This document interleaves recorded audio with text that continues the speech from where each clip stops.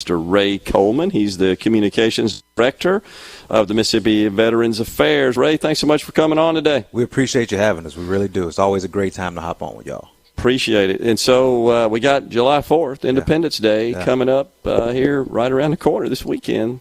What kind of plans you guys got? It's a celebration, obviously, first and foremost for our great nation. But we always ask people to remember while we're able to celebrate, while we're out having our barbecues, or you're out on your boat or in your backyard, whatever that may be. Remember, there were men and women who made that possible. For us, it's easy because it's our mission. It's our purpose at Mississippi Veterans Affairs. We honor over 187,000 veterans that we have here in Mississippi, in particular in our veterans homes, which are located in Collins, Jackson, Kosciuszko, and Oxford. We're having celebrations, and they can range from anything. I reached out to our administrators at the 4 homes this morning to just say, kind of, give me an idea of what you're doing. At our Jackson home, they're having a fishing tournament. We have a pond just out back. Very cool. And so they'll have a 3-day fishing event so we can fall in line with the COVID protocol. So we have to do it by one hall at a time. In Kosciuszko, they're going to have a movie night. They're going to have karaoke, barbecue, fresh fruit one day. So they're going to do a 3-day event. At Oxford and at Collins, the men and women there, they love barbecue. So they're going to make sure that they have that for those men and women. Homemade ice cream up in Oxford underneath our new pavilion that we have built with donated funds for those veterans there. So, typically we all celebrate. We're all going to do some kind of, picnic barbecue, but it's personal for us at the veterans homes because it's not just that typical barbecue celebration. It's more of just another day for us to show our appreciation, to say you are not forgotten. Those sacrifices that you made for us, we remember it. We honor it and we appreciate it, and so let's have some fun, absolutely. But let's all be mindful and remember, the men and women who made that possible. Yeah, that's awesome. I think about those veterans of World War II. Not many left. Not many left. We do have some in our veterans homes.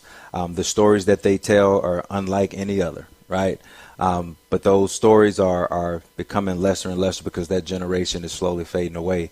So if you know a World War II veteran, if you have a family member that served in World War II, listen to those stories, record those stories, write them down, whatever it may be, because those stories are legendary. Right. They're things of legends.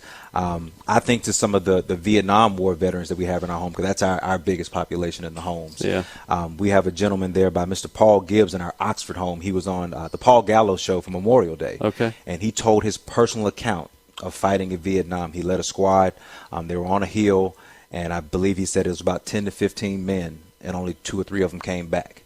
That's a real story in the fight for freedom, right? And he said he's not a hero. He led heroes. We know that he's a hero. We know that Mr. Gibbs is a true hero. But it's one thing for Ray to tell the stories, even for Mr. Pickering to tell the stories, who's a veteran himself. But to hear that firsthand account from men and women, men like Mr. Gibbs, to tell his story, it drives it home. It makes it personal. So that's why I say when you're out celebrating, remember stories of those like Mr. Gibbs who make those sacrifices, men that he served with, that made the ultimate sacrifice of giving their lives in the name of freedom. Wow. The Vietnam War, while you're talking about that, most of those veterans are in their 70s, I think, for the most part. And they were not really treated, in my view, appropriately when they returned from their service. They went off and didn't question it. They were instructed, ordered, signed up for duty, and went off to this foreign country. And we were involved, unfortunately, in this conflict, and it wasn't even clear what our mission and objective was. And many of those fighting didn't know, but they still did it, and they did it with honor. And they returned, and they really weren't returned to a nation that extended their appreciation to them. But that's changed, hasn't it? It has. As a nation, we owe them gratitude. As a state agency, we owe them, assistance when it comes to whether it be veterans' homes, benefits and claims. We're here for that. But as a nation, we just owe them a sense of gratitude, because it's like you said. I think sometimes for the common person, the non-veteran, the non-military person, like myself, you may think of them going to serve as, I don't know, maybe just a thing, but you have to take into account the everyday life that they miss, the family life, the holidays. We're about to celebrate Independence Day. Well, in certain cases, they were in a foreign land. on those holidays, Thanksgiving, Christmas. They sacrificed that.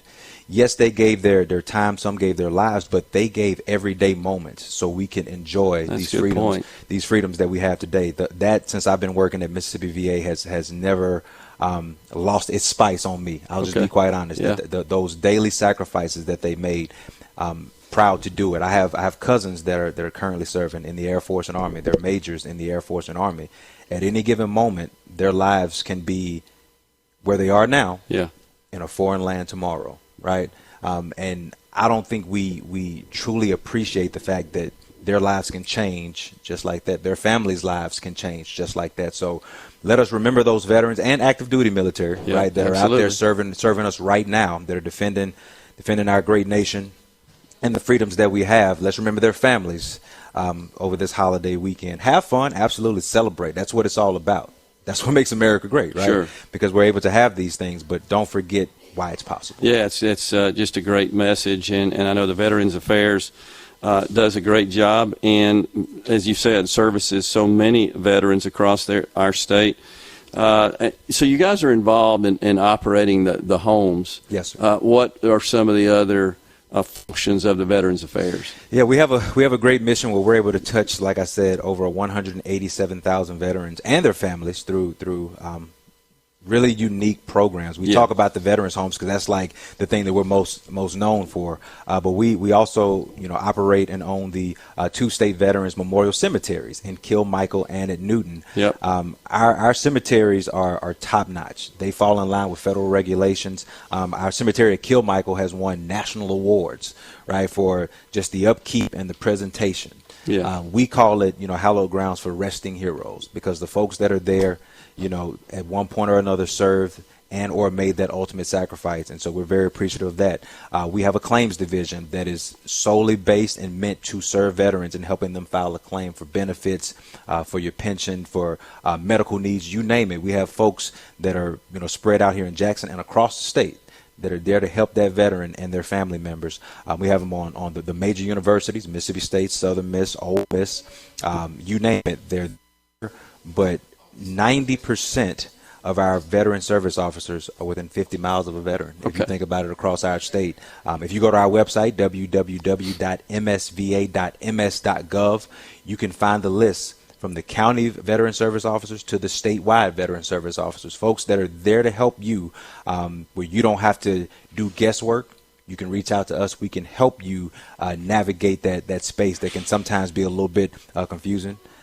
We're there to help you work through that. So a spouse or surviving family members of a veteran can contact the Veterans Affairs to determine what sort of benefits might be available to them. And you're right, sometimes that can be a difficult maze to navigate. But sometimes you just don't know. Sometimes you just don't know. That's exactly right. You don't know what you don't know. That's exactly right. That's why Mississippi Veterans Affairs is here. It's our mission to make sure that that we have these outreach opportunities, that you know who to call and where to go. So if nothing else, you're at least pointed in the right direction to have that information to help you make a good decision. Because you have access to all those records as well. I mean, still at the Veterans Affairs. Absolutely. Right? The thing that people come through and ask for the most is the DD-214. It's that official document that proves that person is a veteran. It shows their service record. It shows their service record. You need that service record to be eligible for certain benefits. Sure. So if nothing else, to get you started, you're going to need your DD-214 where you can reach out to us and we can help start that process of getting that in your hands where you then can go out and get those benefits that are available to you. Yeah. We got just a little bit of time left here, Ray, but so July 4th, you talked about some of the activities you have planned. Is this going to be different than last year with COVID? Did it shut a lot of that down? It did. COVID shut everything down. It changed all of our worlds, but especially in the homes, we still have to follow certain COVID protocols. Yeah. So whereas we are used to having many non-family visitors in our home, we can't do it that way simply because we're still under those COVID protocols. We do have some volunteer groups that are able to come in. They're pre-screened, right? They can come in and have certain activities with us. But when it comes to that large-scale area, we just have to dial that back. But we're just excited that we can have family members come in now. I know they are too. Touch and hug and just be able to spend time. Some of our residents are going back home for the weekend just to, be in a familiar spot, a loving spot. We love that. We love that. And we look forward to being able to bring those memories and have that lifetime of love once again in our homes. Well, it's a great message that we should all keep in mind as we celebrate and enjoy the July 4th holiday, that it's because of these veterans that we're even able to have those celebrations. Ray, thanks so much for coming on. Thanks for the great work that Mississippi Veterans Affairs